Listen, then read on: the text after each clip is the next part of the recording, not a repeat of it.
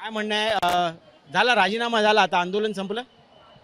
आंदोलन संपलं असं तर म्हणू शकत नाही. एका विशिष्ट मोहीम आहे ही भारताच्या युवांचा विचार आहे जो अभिजित जिपके यांनी या ठिकाणी घेतलेला आहे. खरं तर मला एवढं सांगायचं की ह्या सरकारमधले विरोधक जेव्हा पण आवाज उठवतात त्यांना डायरेक्ट ईडीची घोषणा तरी होते त्यांच्या घरी, नाहीतर त्यांना आतंकवादी तरी घोषित केलं जातं. मला या ठिकाणी अधोरेखित करायचं आहे की या ठिकाणी येताना मला एक भारताचा नागरिक ज्या ठिकाणी CGP यांच्यातर्फे युवांच्यातर्फे ज्या ठिकाणी आंदोलन झालं त्या ठिकाणी शिक्षण मंत्र्यांनी स्वतः म्हटलं की हे टेररिस्ट आहेत. पण या ठिकाणी मला असं सांगायची अशी इच्छा होते की आज मला येताना माझं भारतीयत्वाचं माझे जन्म प्रमाणपत्र घेऊन यायला लागतं. तुम्ही पाहू शकता इथे माझं जन्म प्रमाणपत्र आहे ज्यामध्ये माझ्या आईवडिलांचं राष्ट्रीयत्व आहे, माझा जन्म कुठे झाला असं सर्व आहे. हे माझं जन्म प्रमाणपत्र आहे, आपण तुम्ही बघू शकता.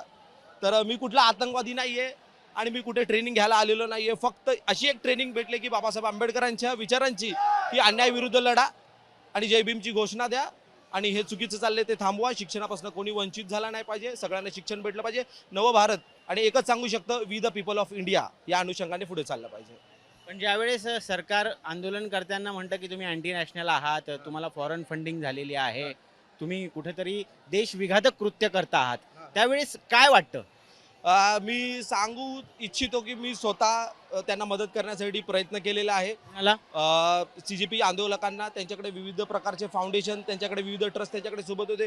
मी माझ्या स्वतःच्या ह्याच्यातून मी एक विशिष्ट अमाऊंट मी त्यांना पाठवलेलं आहे, कारण की त्यांना एक बळ मिळावं. आपण पाहायला गेलं असेल तर त्या ठिकाणी प्रत्येक वेळेला प्रत्येक गोष्टीला अडवणूक झालेली आहे.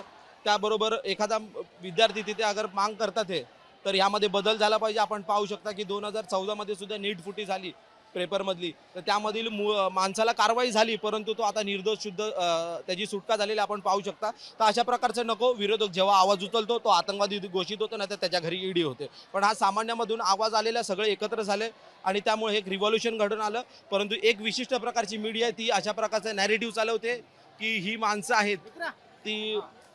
आहेत ती अँटी नॅशनल माणसं आहेत. कुठल्याही प्रकारचं सबळ पुरावा नसताना, कुठल्याही प्रकारचं जेव्हा एखाद्या वेळेला हीच लोक तशा प्रकारच्या विचारसरणीच्या लोकांसोबत कोलॅब करून सरकार म्हणत तेव्हा ते आतंकवादी नसतात का? परंतु एखाद्या वेळेला शिक्षण म्हणजे विरोधी पक्ष ज्यांच्यावरती आरोप होत होते त्यांच्याबरोबर हे सरकार कोलॅब करतं असं तुला हा हो कोलॅब म्हणजे कोलॅबरेशन होतं त्यांचं. आणि एखाद्या विशिष्ट खाली असलेल्या आंदोलकांनी सर्व जाती धर्माच्या तिथे हे दिल्या, घोषणा दिल्या, पण कट करून हे पाठवून समाजामध्ये तेढ पसरवण्याचं या ठिकाणी काम झालेलं आहे काही मीडियाकडून.